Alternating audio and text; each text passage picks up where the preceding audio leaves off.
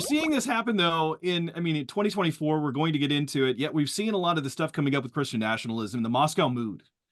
What are your Yeah. thoughts? That's what's going on with that right now. Well, again, I've been at this a long time, so I'm not scared Yeah. off by the term Christian nationalism. And I know that the most egregious problem here is on the left, which wants to basically tell Christians to get out of the entire arena. And I've just seen this. It's the radical right. It's the Christian right. It's the new Christian right. It's Yeah. the new Christian right. It's Right. the radical Christian right. It's the white Christian right. And it's all the same people. Yeah. Same stuff, And just new labels. yeah, so I mean, I had a young reporter talking to me not too long ago for the Washington Post, and was just kind of throwing this around. I said, "Do you think this is a new term? I mean, do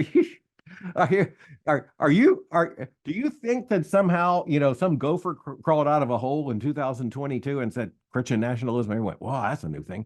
No, it's this has been around a long time. And look, I am a Christian, and I also unapologetically believe in the importance of nations, and I'll tie that to a biblical theology. That's not the end of the story, because of the gospel, but it's very much a part of the story. And I think the Christian doctrine of subsidiarity, and I know a lot of Christians are going, well, what is the Christian doctrine of subsidiarity? The fact that people don't know it's part of the problem. It's a deeply Christian principle that the greatest truth, unity, flourishing subsides, good Latin word, at the lowest, most fundamental level of society, which is how the Bible starts. Male and female created he, them. To the man and the woman in marriage is be fruitful and multiply and fill the earth, which is to say the most basic fundamental institution in all of creation when it comes to human beings is marriage and the family. And now you say that these days, people say, well, you're a radical right Christian. Well, yeah, I that's Genesis 1 and Genesis 2, folks, and I have nowhere to go other than Genesis 1 and Genesis 2.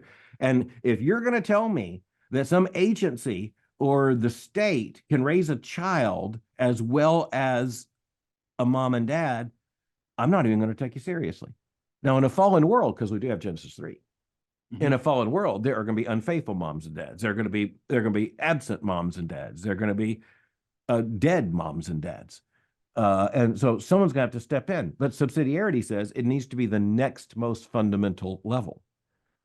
And in other words, you don't abstract that to a national adoption agency. I'm not saying there's no national responsibility. I'm just saying nothing national is going to feed one kid and clothe him and take care of him or her. And so, I hope I'm answering your question. No, you're going. I think in biblical theology, and I realize the word nation. Let's be intellectually honest. Ethne, culture, language group. I think, though, that the modern nation state as we know it is as big as things can get and be workable at all. I think subsidiarity just says, again, I think globalism is a Genesis Tower of Babel problem. I'm not saying we don't have a global responsibility. I got a responsibility, everybody, everywhere. But the Christian responsibility is first to exactly what was described to Israel, the widow and the orphan and the alien in your midst. It's repeated over and over again in the Old Testament. And so, in other words, same thing with a church. Where you find a church in a neighborhood, that neighborhood should be flourishing more because that gospel congregation's there. Does that congregation have an impact in Africa? Well, let's hope so. It may mean that there's a direct, relationship with some brothers and sisters in Africa where things are happening. But it's also just in building a culture of flourishing. But if someone's going to feed a child in Africa, it needs to be someone who's there.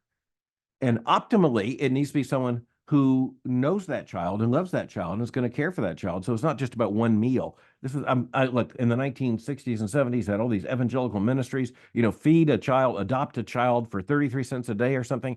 I'm not saying they did no good. I'm simply saying we need people on the ground there to adopt the child. We need something more than just, feeding a meal. We need to look at, the comprehensive needs. So all I'm saying is, I'm not going to be, because I realize you think that was a very deft move, Mohler. You just talked about, you were asked about the Moscow mood, and you went to feeding children in Africa. And so I want to acknowledge that I am getting there, and that is that I believe that a nation is a comprehensible unit. And look, nations can get too big. They can become unwieldy, and that's the problem of empire. The empire is a complicated question, but the biggest problem with empire is that it becomes unwieldy for the imperial nation. And so, in other words, it just doesn't work. It's overextended.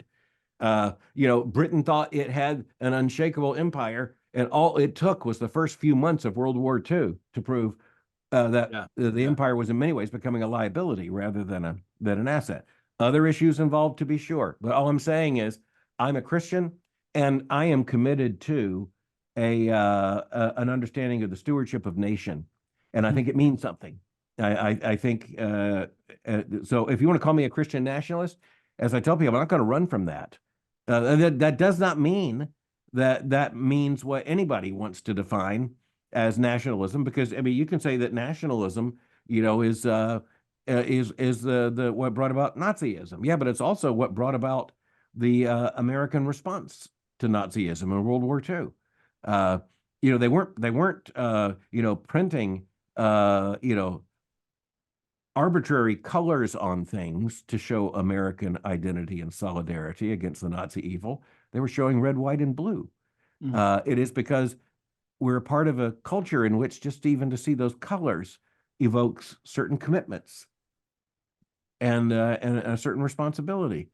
And I'm not going to be run off from that. I think that an awful lot of younger evangelicals somehow think that we can have an ordered civilization without political limitations. I don't believe that's at all true.